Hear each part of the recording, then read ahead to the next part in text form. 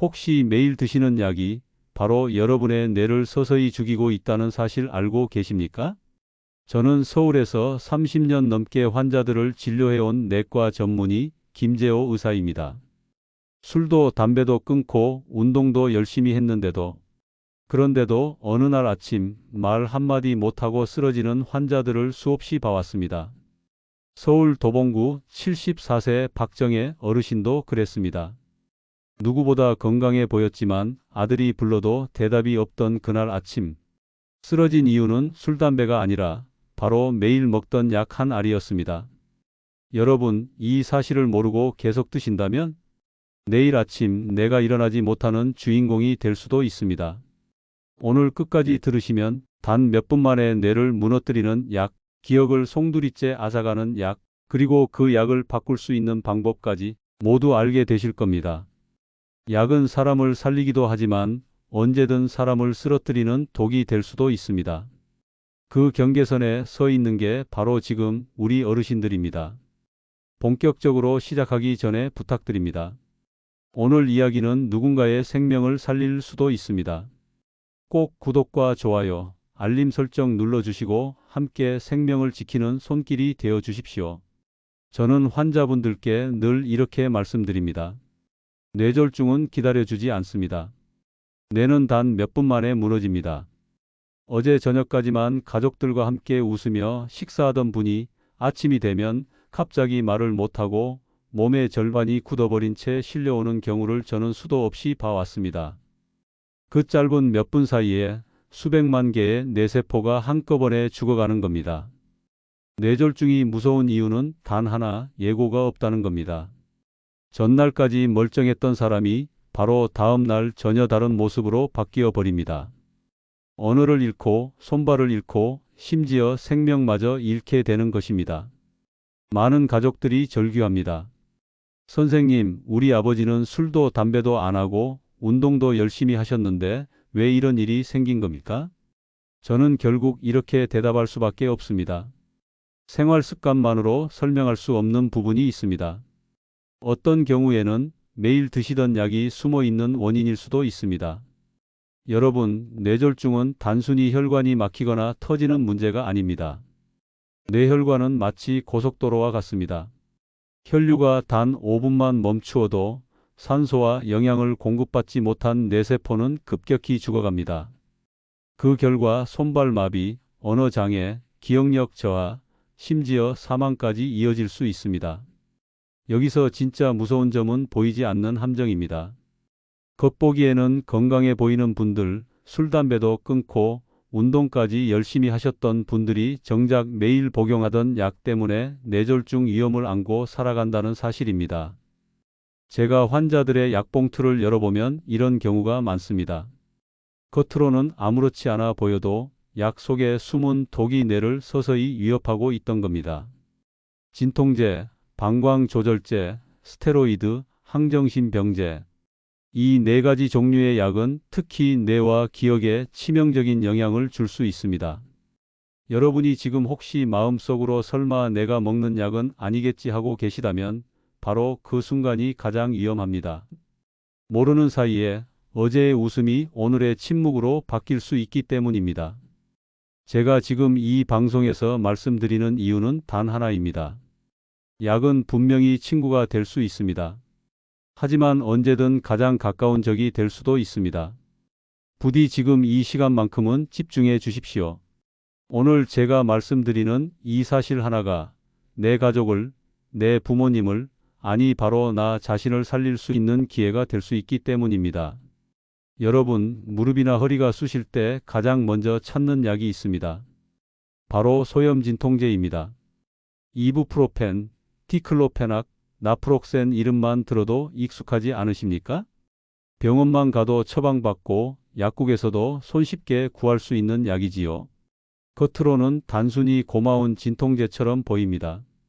하지만 저는 30년 넘게 환자들을 진료해온 내과 의사로서 단언합니다. 이 약은 통증을 잠깐 줄여줄 수는 있어도 결국 뇌혈관을 서서히 파괴하는 독이 될 수 있습니다. 경기도 성남에 사는 70세 이남호 어르신도 그런 경우였습니다. 무릎 통증 때문에 디클로페낙을 거의 매일 드셨습니다. 약을 안 먹으면 계단도 못 올라간다며 습관처럼 드셨지요. 그러던 어느 날 저녁 식탁에서 밥숟가락을 들던 손이 허공에 멈췄습니다. 얼굴은 삐뚤어지고 말은 나오지 않았습니다. 그대로 식탁 밑으로 쓰러져 버렸습니다. 진단명은 뇌경색. 가족들은 믿기 힘들어 했습니다. 선생님, 우리 아버지는 담배도 끊고 술도 안 하고 매일 운동도 했는데 왜 이런 일이 생긴 겁니까? 저는 결국 이렇게 말씀드릴 수밖에 없었습니다. 운동이 아니라 바로 매일 드시던 소염 진통제가 원인이었을 수 있습니다. 왜 이런 일이 일어날까요? 소염 진통제는 단순히 통증만 줄이는 게 아닙니다. 몸속의 혈관까지 은밀히 건드리기 때문입니다. 혈압을 서서히 높이고 혈관벽을 점점 딱딱하게 만들며 혈액은 끈적하게 변해갑니다. 이 상태에서 작은 혈전 하나가 생기면 뇌혈관은 그대로 막혀버립니다. 그리고 불과 몇 분 만에 수백만 개의 뇌세포가 죽어가 버리는 겁니다. 여러분, 무릎이 아픈 건 견딜 수 있습니다. 허리가 쑤시는 건 참을 수 있습니다. 하지만 말 한마디 못하고 손발이 굳어버리는 건 절대로 되돌릴 수 없습니다. 그런데도 습관처럼 진통제를 삼키고 계십니까? 그 한 알이 바로 내일의 뇌졸중을 부르는 불씨가 될 수 있습니다. 이제 결심하셔야 합니다. 소염 진통제는 반드시 필요할 때 최소한으로만 드셔야 합니다. 통증이 사라졌다고 안심하지 마십시오. 잠깐의 편안함 뒤에는 더 큰 대가가 기다리고 있습니다. 여러분, 지금 집에 있는 약 상자를 열어보십시오. 그 안에 이부프로펜, 디클로페낙이라는 이름이 보이십니까? 그렇다면 오늘 이후 반드시 복용 습관을 다시 점검하셔야 합니다. 내 건강을 지키는 건 결국 의사가 아니라 바로 나의 선택입니다. 두 번째로 말씀드릴 약은 방광조절제입니다. 특히 나이가 들면서 흔히 생기는 문제, 바로 요실금 때문에 복용하는 약이지요. 웃다가도 기침하다가도 소변이 새어나와 너무 불편하다는 분들이 병원에 가면 가장 먼저 처방받는 약 중 하나가 바로 이 방광조절제입니다. 대표적인 이름이 옥시부틴인, 톨테로딘 같은 약입니다. 처음에는 효과가 있습니다. 밤에 덜 깨고 화장실 가는 횟수가 줄어드니 삶이 훨씬 편해진 것 같지요. 하지만 문제는 시간이 지나면서 나타납니다. 기억력이 흐려지고 건망증이 심해지고 머릿속이 뿌옇게 변해가는 겁니다. 부산 동래구에 사는 76세 최정분 할머니도 그랬습니다. 기침할 때마다 불편하다며 옥시부티닌을 복용하셨습니다. 처음엔 가족들도 좋아했습니다. 밤마다 화장실에 가시던 어머니가 푹 주무시니까요. 그런데 어느 날부터인가 할머니가 집 안에서 물건을 찾지 못하시고 같은 말을 반복하기 시작했습니다. 내가 방금 밥 먹었나? 내 안경 어디 갔지? 처음엔 웃고 넘겼지만 건망증은 점점 심해졌습니다. 결국 어느 날 계단을 내려가다 중심을 잃고 크게 다치셨습니다. 여러분, 왜 이런 일이 생길까요? 방광조절제는 소변이 새는 것을 막기 위해 뇌에서 방광으로 내려가는 신호를 차단합니다. 그런데 문제는 뇌의 다른 신호까지 함께 차단해 버린다는 겁니다. 결과적으로 기억력 저하, 혼란, 어지럼증 같은 부작용이 나타나고 심하면 넘어져서 골절이나 뇌 손상까지 이어질 수 있습니다. 더 무서운 건 많은 어르신들이 이 부작용을 단순히 나이 들어서 생긴 치매라고 착각한다는 겁니다. 원래 나이 들면 기억력이 떨어지는 거지 하고 넘겨버리지만 사실은 약 때문일 수도 있다는 사실입니다. 이걸 모르고 계속 약을 드시다 보면 결국 회복할 수 없는 상태까지 갈 수 있습니다. 제가 환자분들께 드리는 말씀은 늘 같습니다. 약을 무조건 끊으라는 게 아닙니다. 하지만 반드시 물어보셔야 합니다. 이 약이 뇌와 기억에 영향을 주지 않는지, 다른 대체 약은 없는지, 혹은 약이 아니라 생활 습관을 바꾸는 방법으로 해결할 수는 없는지. 예를 들어 저염식으로 짠 음식을 줄이고 저녁 늦게 물을 과도하게 마시지 않고 규칙적으로 골반 근육 운동을 하는 것만으로도 요실금이 좋아지는 경우가 많습니다. 하지만 많은 분들이 이런 방법은 시도하지 않고 곧바로 약부터 찾습니다. 그 결과 통증은 줄었지만 뇌는 망가지는 결과가 따라오는 겁니다. 여러분, 방광조절제는 두 얼굴의 약입니다. 처음에는 불편함을 덜어주지만 결국에는 내 기억과 내 일상을 앗아갈 수 있습니다. 내가 치매인가? 라는 두려움이 사실은 약 한 알 때문에 시작된 것일 수 있다는 사실을 절대 잊지 마십시오. 잠시 후에는 세 번째 위험 약물, 바로 전신 스테로이드에 대해 말씀드리겠습니다. 이 약은 숨을 편하게 해주는 대신 뇌와 혈관에는 치명적인 부메랑이 되어 돌아옵니다. 세 번째로 말씀드릴 약은 바로 전신 스테로이드입니다. 여러분, 숨이 차고 기침이 잦아 병원에 가면 흔히 이 약을 처방받습니다. 천식이나 폐질환 환자분들이 특히 많이 복용하시지요. 프레드니손, 메틸프레드니솔론 이름은 낯설어도 실제로는 많은 분들의 약상자 속에 들어 있습니다. 문제는 이 약이 너무도 약날의 검이라는 겁니다. 숨을 쉬기 어렵던 분들이 약을 먹고 나면 호흡이 편해집니다. 아, 살았다라는 안도감이 찾아옵니다. 하지만 그 순간 보이지 않게 우리 몸속에서는 뇌와 혈관을 향한 부메랑이 날아오기 시작하는 겁니다. 대구 북구에 사는 73세 강도현 집사님의 사례가 그랬습니다. 폐질환 때문에 프레드니손을 오래 드셨습니다. 처음엔 성가시던 호흡 곤란이 줄어들어 성경책도 읽고 예배도 나갈 수 있었습니다. 하지만 시간이 지나면서 상황은 변했습니다. 어느 날 아침 강 집사님은 성경책을 펼쳐놓은 채 글자를 읽지 못했습니다. 손가락이 굳고 말소리가 나오지 않았습니다. 결국 중증 뇌졸중 진단을 받으셨습니다. 왜 이런 일이 생길까요? 스테로이드는 호흡을 편하게 하지만 동시에 우리 몸의 균형을 무너뜨립니다. 혈압을 올리고 혈당을 치솟게 하고 혈액을 끈적거리게 만듭니다. 이 세 가지가 동시에 일어나면 뇌혈관은 폭발 직전의 풍선처럼 위험해집니다. 결국 작은 자극 하나에도 혈관이 막히거나 터져 치명적인 뇌졸중으로 이어지는 겁니다. 여러분, 스테로이드는 참 교묘합니다. 약을 복용하면 몸이 가뿐해지고 숨쉬기가 편해지니 당장은 고마운 약처럼 느껴집니다. 하지만 그 대가로 언젠가 내 손발을 움직이지 못하게 하고 내 입에서 말을 빼앗아 갑니다. 숨쉬기를 도와주던 약이 결국 내 삶의 자유를 앗아가는 아이러니. 이게 바로 스테로이드의 두 얼굴입니다. 저는 환자분들께 이렇게 말씀드립니다. 숨이 편해진 만큼 뇌혈관은 힘들어지고 있습니다. 눈앞의 호흡을 해결하려다 평생의 삶을 잃을 수도 있다는 뜻입니다. 그렇다고 약을 무조건 끊으라는 건 아닙니다. 하지만 반드시 의사와 상의하셔야 합니다. 내 몸 상태에 맞는 최소 용량인지, 정말 꼭 필요한 기간만 복용하는지, 다른 대체 치료는 없는지 확인해야 합니다.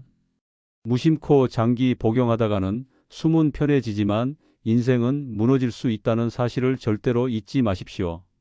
여러분, 혹시 지금 약상자 속에 프레드니손이라는 이름이 보이십니까? 그렇다면 이 순간 반드시 다시 생각하셔야 합니다. 숨쉬기를 위한 선택이 내일의 뇌졸중을 부르는 불씨가 되어서는 안 되기 때문입니다. 네 번째로 말씀드릴 약은 바로 항정신 병제입니다. 치매로 인해 불안하거나 초조할 때 혹은 밤마다 잠을 설치고 환각을 겪을 때 병원에서 흔히 처방하는 약입니다. 리스페리돈, 할로페리돌, 올란자핀 이름은 낯설 수 있어도 실제로는 많은 어르신들이 복용하고 계십니다. 그런데 여러분, 이 약에는 아주 무서운 꼬리표가 붙어 있다는 걸 아십니까? 바로 블랙박스 경고입니다. 미국 FDA가 직접 붙인 가장 강력한 경고 문구인데 이렇게 적혀 있습니다. 치매 환자에게 사용 시 뇌졸중과 사망 위험이 증가한다. 이건 단순한 주의사항이 아닙니다. 제약사가 법적으로 책임을 피하기 위해 붙여놓은 말 그대로 최후의 경고장입니다. 전남 순천에 사는 81세 장말순 할머니가 그랬습니다. 치매 증상 때문에 리스페리돈을 복용하셨습니다. 며칠 동안은 가족들도 안심했습니다. 밤마다 돌아다니며 불안해하시던 어머니가 조금 차분해졌으니까요. 그런데 불과 일주일도 안 돼서 상황은 완전히 뒤집혔습니다. 어느 날 밤 화장실에서 쿵 소리가 나 뛰어가 보니 어머니가 차갑게 바닥에 쓰러져 있었습니다. 얼굴은 삐뚤어지고 말은 한마디도 하지 못했습니다. 응급실에서는 중증 뇌졸중이라는 진단이 내려졌습니다.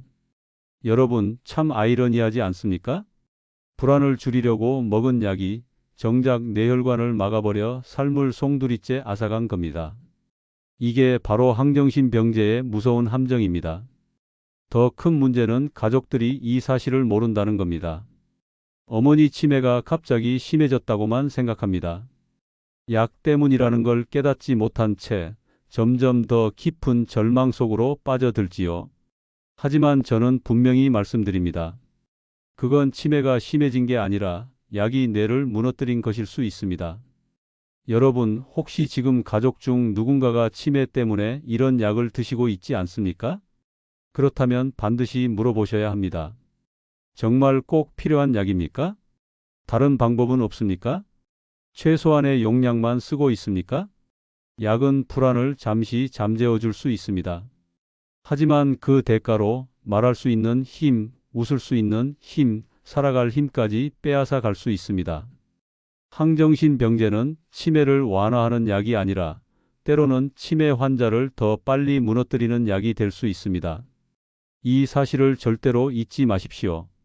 여러분, 지금부터 드리는 말씀은 어쩌면 수십 년 약을 드시며 살아온 삶의 방향을 바꾸는 전환점이 될 수 있습니다.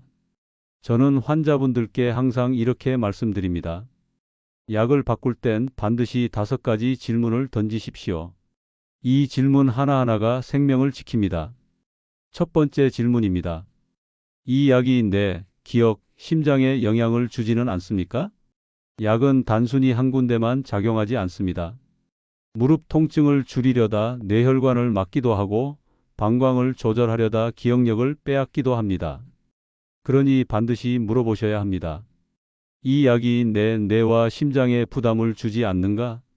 두 번째 질문입니다. 더 안전한 대체약은 없습니까? 의사들도 바쁘다 보면 습관적으로 늘 쓰던 약을 처방하는 경우가 많습니다. 그런데 요즘은 새로운 약, 부작용이 적은 약들이 계속 나오고 있습니다. 묻지 않으면 바꿔주지 않습니다. 더 안전한 약은 없을까요? 이 한마디가 내 인생을 바꿀 수 있습니다. 세 번째 질문입니다. 최소한의 용량은 얼마입니까? 약은 많이 먹는다고 좋은 게 아닙니다. 딱 필요한 만큼만 써도 효과는 같습니다. 그런데 습관처럼 정해진 용량을 다 드시다가 쓸데없는 부작용까지 떠안는 경우가 너무 많습니다. 약은 더 많이가 아니라 딱 맞게가 정답입니다.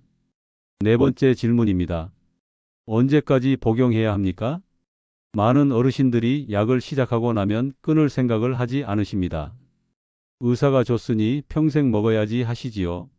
하지만 의학적으로는 몇 달 혹은 몇 년만 먹으면 충분한 경우도 많습니다. 기간을 확인하지 않으면 평생 위험을 끌어안고 사는 꼴이 됩니다. 다섯 번째 질문입니다. 약 없이 효과 볼 방법은 없습니까? 이 질문은 반드시 던지셔야 합니다. 걷기, 식단 조절, 체중 관리, 생활 습관 개선만으로도 약을 절반 이하로 줄일 수 있는 경우가 정말 많습니다.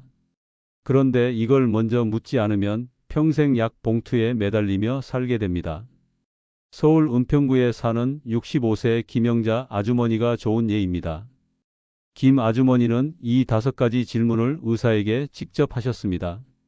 그 결과 불필요한 약을 줄이고 부작용에서 벗어날 수 있었습니다. 약은 많이 먹는 게 아니라 똑똑하게 먹는 게 중요하다는 걸 알게 됐어요. 그분의 말씀이 아직도 제 귀에 생생합니다. 여러분, 약을 바꾸는 건 단순히 처방전을 바꾸는 일이 아닙니다. 내 삶을 바꾸는 일입니다. 오늘 이 5가지 질문만 기억하셔도 내 뇌를 지킬 수 있고 내 기억을 지킬 수 있고 내 생명을 지킬 수 있습니다. 이제부터 드리는 말씀은 약보다 더 강력할 수 있는 이야기입니다. 제가 수십 년 환자를 보며 느낀 건 생활 습관 하나가 약 수십 알을 대신할 수 있다는 사실이었습니다. 광주에 사는 72세 이수연 어르신을 기억합니다. 혈압 때문에 약을 늘 달고 사셨습니다. 진료실에 오실 때마다 약봉투가 두툼했습니다. 선생님, 약 없이는 하루도 못 살아요. 그분의 첫마디가 늘 그랬습니다. 그런데 제가 딱 두 가지를 부탁드렸습니다. 첫째, 매일 30분 걷기. 둘째, 짠 음식 줄이기. 이 두 가지만 해보시고 다시 오십시오. 솔직히 말씀드리면 처음엔 믿지 않으셨습니다. 이 나이에 걷는다고 뭐가 달라지겠어요? 김치 없이는 밥이 안 넘어가는데 무슨 소리예요? 하시며 고개를 절레절레 흔드셨습니다. 하지만 그분은 결국 해내셨습니다. 아침마다 운동화를 신고 동네 공원을 걷기 시작했습니다. 처음엔 숨이 차서 벤치에 앉기를 반복했지만 어느 날은 10분, 또 어느 날은 20분, 결국 30분까지 걸어내셨습니다. 그리고 식탁 위에 있던 소금통을 치우고 김치 국물 대신 제철 채소와 과일을 조금씩 곁들이기 시작했습니다. 몇 달 뒤 다시 진료실에 오신 이수연 어르신은 완전히 달라져 있었습니다. 혈압은 눈에 띄게 안정됐고 약은 절반으로 줄일 수 있었습니다. 그분은 저에게 이렇게 말씀하셨습니다. 이제는 산책이 제 약이에요. 약봉투보다 운동화가 더 든든합니다. 여러분, 이게 바로 생활 습관의 힘입니다. 우리는 너무 쉽게 약에만 의존합니다. 조금 아프면 약, 조금 불편하면 약. 하지만 정작 내 몸을 살리는 건 약이 아니라 내가 매일 어떻게 살고 있느냐입니다. 걷기 하나가 혈압약을 줄이고 짠 음식 줄이기가 이뇨제를 줄입니다. 체중을 줄이면 당뇨약도 절반 이하로 줄어듭니다. 잠을 잘 자면 우울증 약, 수면제도 필요 없어집니다. 여러분, 약은 기적이 아닙니다. 기적은 내가 만드는 겁니다. 지금 당장 매일 30분을 걸어 보십시오. 소금 한 숟가락을 줄여 보십시오. 오늘 저녁만 달라져도 내일 아침 내 몸은 달라집니다. 저는 수많은 환자분들이 약을 줄이고 오히려 삶의 질을 높이는 모습을 봤습니다. 그 시작은 거창하지 않았습니다. 오늘 10분만 걸어보자. 오늘은 소금 한 숟가락만 덜 쓰자. 이 작은 선택들이 모여 약봉투를 가볍게 만들고 병원 관리를 줄였습니다. 여러분, 약을 줄이는 방법은 멀리 있지 않습니다. 내 발걸음 하나, 내 젓가락 끝 하나에서 시작됩니다. 제가 환자분과 가족들에게 늘 강조하는 게 있습니다. 집에 있는 약 상자를 반드시 확인하십시오. 그 한 번의 점검이 생명을 살릴 수 있습니다. 서울 강서구에 사는 55세 아들의 이야기입니다. 어머니가 불면증 때문에 병원을 다니시며 약을 받아오셨습니다. 아들은 별 생각 없이 약봉투를 챙겨 드렸지요. 그런데 어느 날 우연히 약봉투를 정리하다가 깜짝 놀랄 사실을 발견했습니다. 수면제가 중복 처방되어 있던 것입니다. 엄마, 이거 2번 드셨던 거예요? 아들이 놀라서 여쭈었을 때 어머니는 대수롭지 않게 대답하셨습니다. 어쩐지 요즘 더 어지럽고 아침마다 머리가 멍하더라. 만약 그 아들이 약봉투를 확인하지 않았다면 어떻게 됐을까요? 단순히 졸리고 어지러운 수준을 넘어서 심각한 호흡 억제, 기억 상실, 심지어 쓰러짐으로 이어졌을 수도 있습니다. 가족의 작은 관심 하나가 그 치명적인 사고를 막아낸 것입니다. 여러분, 가족의 약 상자를 들여다보는 건 절대 간섭이 아닙니다. 그건 사랑이고 책임이고 가장 현실적인 안전망입니다.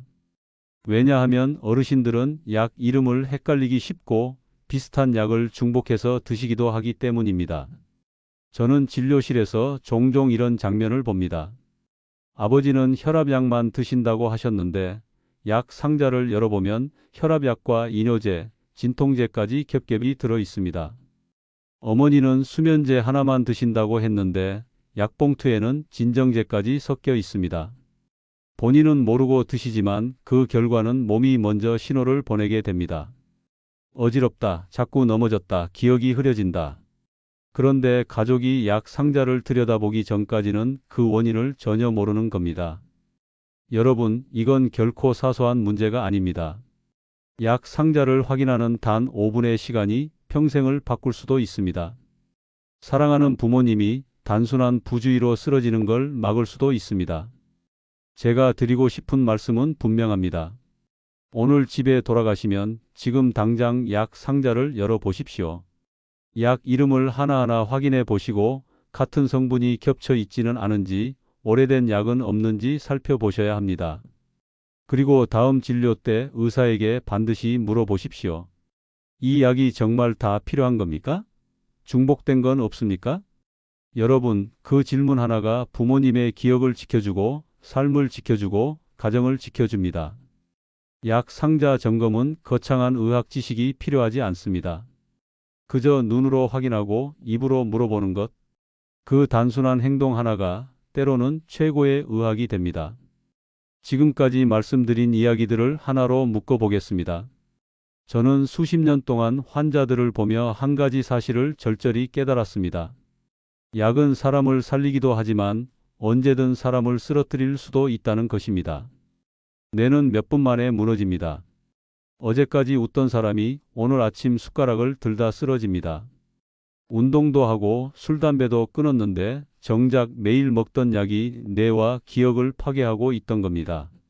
소염 진통제는 혈관을 딱딱하게 만들어 뇌졸중을 부릅니다. 방광 조절제는 기억을 흐릿하게 하고 결국 안전까지 위협합니다. 스테로이드는 숨을 편하게 해주지만 동시에 뇌혈관을 터뜨릴 수 있는 시한폭탄입니다.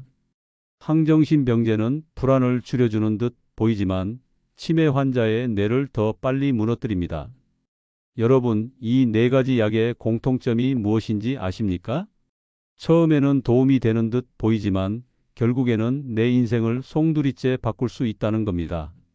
그렇다면 우리는 어떻게 해야 할까요? 저는 환자분들께 두 가지를 항상 강조합니다. 첫째, 지금 당장 집에 있는 약 상자를 확인하십시오. 중복된 약은 없는지, 오래된 약은 없는지, 뇌와 기억을 위협하는 약은 없는지 반드시 살펴보셔야 합니다. 둘째, 다음 진료 때 반드시 의사에게 질문하십시오. 이 약이 뇌에 영향을 주지 않는지, 더 안전한 대체약은 없는지, 최소한의 용량은 얼마인지, 언제까지 먹어야 하는지, 약 대신 생활 습관으로 바꿀 수는 없는지. 이 5가지 질문만으로도 불필요한 약을 줄이고 위험을 피할 수 있습니다. 여러분, 약은 결코 기적이 아닙니다. 진짜 기적은 내 선택입니다.